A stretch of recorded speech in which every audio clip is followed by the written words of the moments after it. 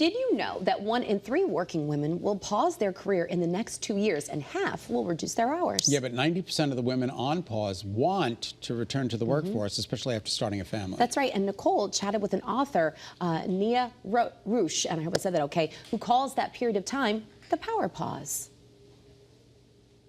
You've said that this is an ever-evolving, ever-shifting chapter, and that this doesn't have to be an identity crisis. It's more of an identity revolution. Can you touch on that a little bit more?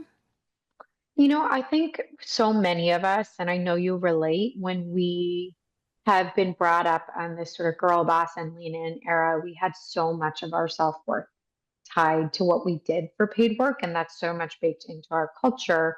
And when we make a shift, first of all, motherhood is an immense shift in and of itself. And then if you add to that a career shift where you're reshuffling your priorities, your energy, it can very quickly feel like, oh, I'm giving up myself. And I think that feeling, that stigma just haunts women, right? And then it doesn't allow you to fully connect to this time.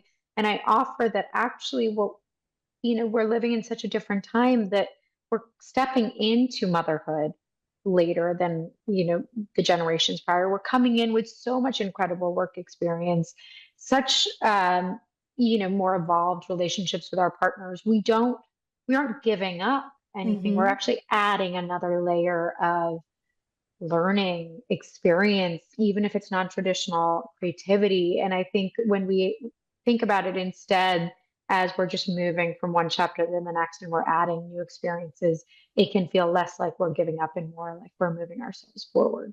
Is there like a magic number or average of how long these pauses typically go on for, or kind of the age of your children that people start to dabble heading back into the workforce? It's interesting. So many people assume that pauses happen like right after maternity leave. It's often after the second child. So like it's really at any transition moment. So it can often be after mat leave. It can be um, a family relocation, adding another child or multiple children.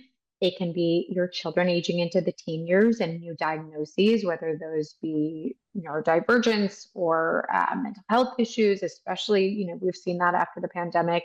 I even spoke to one woman on the book tour who was pausing. Her daughter was in her senior year of high school. It was her last child. And she said, I had this incredibly senior role at Chanel for all of these years, and I want to enjoy this last year.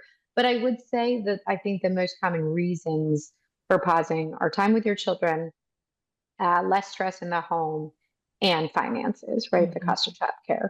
So I think when we think about it that way, there's no one time, and there's no one sort of duration of a pause. I will say, however, that oftentimes when kids age into school, then parents have a little bit more time available to them. There's still a lot of sort of behind the scenes work, as we know, in parenting that needs to get done during those hours. But oftentimes you will see when time becomes more available to women during a pause, they'll start to dabble and explore, whether that be in volunteering, online certification classes, new hobbies, part-time freelance work. And that's an exciting moment that we talk about in the book, which is how can you use the things available to you to actually start to strategically explore and think about what comes next. You present this so eloquently in your book. There's that, like, and I even felt this a little bit too, like, did I fail? Did I fail because I'm like waving the white flag in a way that I'm stepping down because of family, because of health, even, when I say mental health, self-care.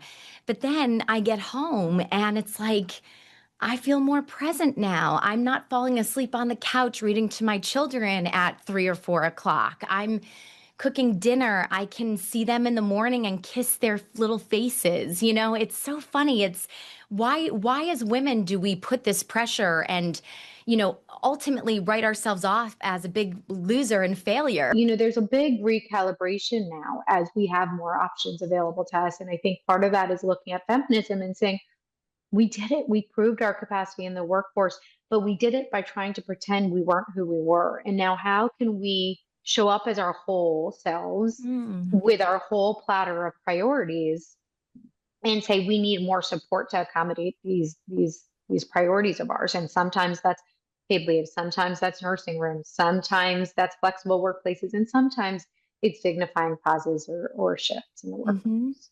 No, that's such a good point. Yeah, it's almost like that ingrained, like, suck it up, buttercup, and just do it. Mm, And we're getting away from who we truly are. And when we do that, we're getting away from what we truly want out of life. And what are we teaching our kids as an example if that's how we're operating? All right, you can find more of Nicole's conversation with Neha on her podcast, Mommyhood Unscripted. It's one of the newest episodes where Nicole tackles parenting, working as a mom, and so much more. You can find it wherever you get your podcasts.